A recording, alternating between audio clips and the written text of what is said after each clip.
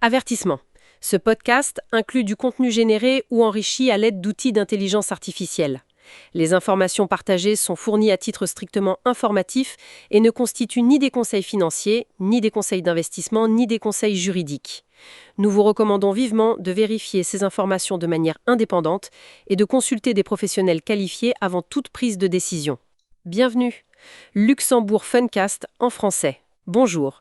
Aujourd'hui, on se penche sur un sujet complexe mais essentiel. La gouvernance d'entreprise ici, au Luxembourg. C'est un vrai défi pour les dirigeants, n'est-ce pas?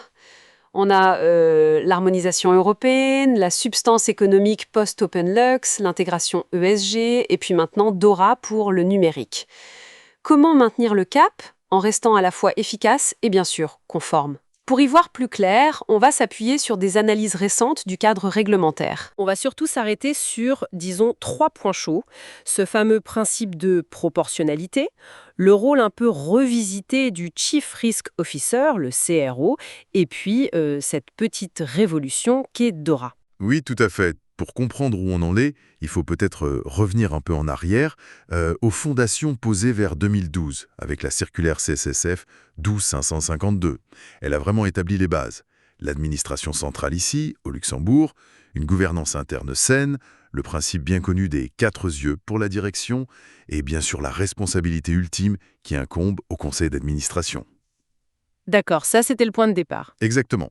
Mais il y a eu une évolution marquante en 2021, spécifiquement pour les sociétés d'investissement, avec la circulaire CSSF 20758. Là, on change un peu de paradigme, on passe à une approche beaucoup plus axée sur le risque.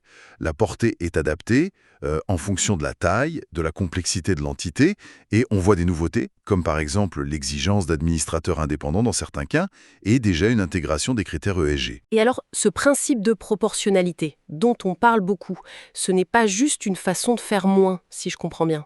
Ah non, absolument pas. C'est une erreur fréquente. La proportionnalité, ce n'est pas du tout une exemption. C'est, une exigence d'auto-évaluation rigoureuse.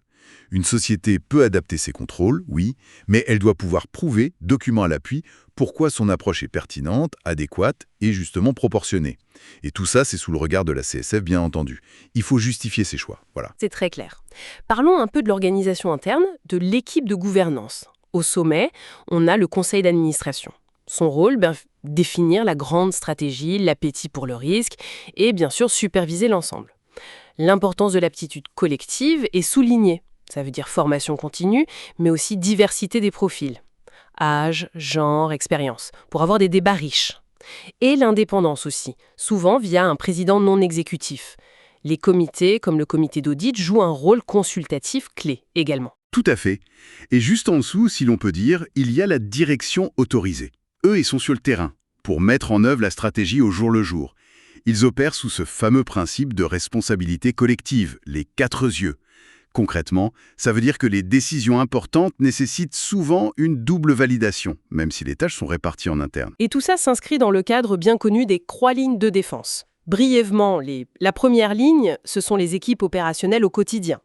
Puis la deuxième ligne, cruciale, les fonctions de contrôle indépendantes, la conformité avec le Chief Compliance Officer et la gestion des risques avec le Chief Risk Officer, le CRO. Indépendance et permanence sont leurs maîtres mots. Et enfin, la troisième ligne, c'est l'audit interne. Et justement, le rôle de ce CRO, il a été précisé très récemment. Il y a une nouvelle circulaire, la CSSF 24860, qui est applicable depuis fin septembre 2024. Alors attention, le CRO n'a plus formellement de droit de veto direct sur les décisions de la direction. Par contre, et c'est là toute la subtilité, il obtient un pouvoir explicite de contester, de challenger les décisions non seulement de la direction, mais aussi du conseil. Et s'il émet une objection, bien documentée et qu'on passe outre, eh bien l'enjeu pour l'entreprise d'un point de vue réglementaire, il augmente nettement. Ah oui, donc plus de veto direct, mais un pouvoir de contestation formel et documenté qui pèse plus lourd si on l'ignore. C'est un changement intéressant. Et à côté de ça, il y a de nouvelles pressions qui s'ajoutent, de nouveaux risques désignés. Oui. Il y a 2 fronts qui montent en puissance. D'abord, le ESG. Ce n'est plus juste un sujet soft ou de communication. La CSSF l'a bien clarifié, notamment dans la circulaire 2075 pour les sociétés d'investissement. Les risques environnementaux, sociaux et de gouvernance, eh bien, ils doivent être intégrés par le Conseil dans la stratégie globale. C'est devenu une attente prudentielle, une vraie exigence. Et le deuxième front, c'est le numérique, avec DORA, le règlement sur la résilience opérationnelle numérique. Ça change pas mal la donne, non? Oui, c'est une petite révolution, comme vous dites. DORA, en fait, ça hisse le risque lié aux technologies de l'information, le risque ICT, au même niveau que les autres risques prudentiels majeurs. Et la responsabilité de sa gestion, elle est clairement attribuée au conseil d'administration. C'est ultime et non délégable. Une circulaire récente, la CSF 25883, qui modifie celle sur l'externalisation, 22806, vient d'ailleurs aligner le cadre luxembourgeois. En gros, il faut un cadre de gestion des risques ICT très solide, une surveillance pointue des prestataires, surtout pour le cloud, et puis des clauses contractuelles assez strictes et souvent non négociables. J'imagine que ça a des conséquences très pratiques, par exemple quand on négocie les contrats avec les fournisseurs IT ou cloud. Exactement. La conformité DORA, maintenant, elle prend souvent le pas sur les aspects purement commerciaux dans les négociations. Il y a des clauses qui deviennent quasiment incontournables.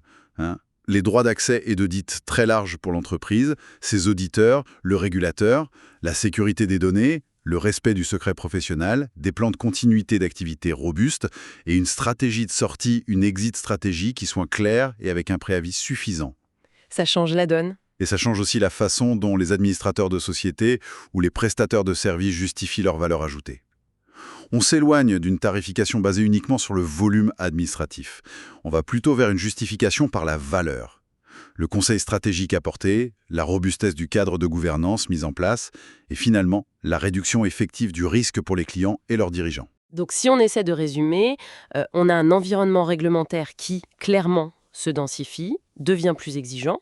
Le jugement documenté est absolument clé, que ce soit pour la proportionnalité ou via ce nouveau rôle du CRO. Et les risques ESG et numériques, ils sont maintenant au cœur de la machine. L'administration de société, finalement, ça devient de plus en plus un partenaire stratégique. C'est exactement ça. L'excellence en gouvernance aujourd'hui, ce n'est plus seulement être réactif et cocher les cases. C'est développer une sorte d'intelligence réglementaire proactive.